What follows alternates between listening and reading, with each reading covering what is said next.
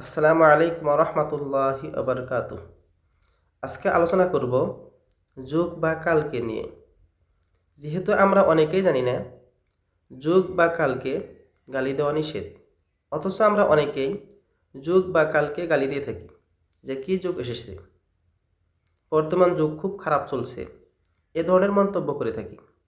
অথচ হাদিসে যুগ বা কালকে গালি দিতে নিষেধ করা হয়েছে। সহিহ বুখারী এবং মুসলিম শরীফে হজরত আবু হুরাইরা রাদিয়াল্লাহু তাআলা আনহু থেকে হাদিস বর্ণিত হয়েছে। রাসূলুল্লাহ সাল্লাল্লাহু আলাইহি সাল্লাম বলেছেন, আল্লাহ তাআলা বলেন, আদম সন্তান আমাকে কষ্ট দিয়ে থাকে। তারা যুগ বা কালকে গালি দেয়, অথচ আমি তাহারও যুগ বা কাল আমার হাতেই পরিবর্তনের ক্ষমতা।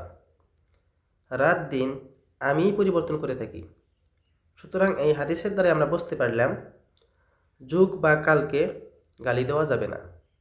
যেহেতু যুগ বা কালকে গালি দিলে মহান আল্লাহ রব্বুল আলামিন কষ্ট পান, তাই আমরা যুগ বা কালকে গালি দিব না ইনশাআল্লাহ।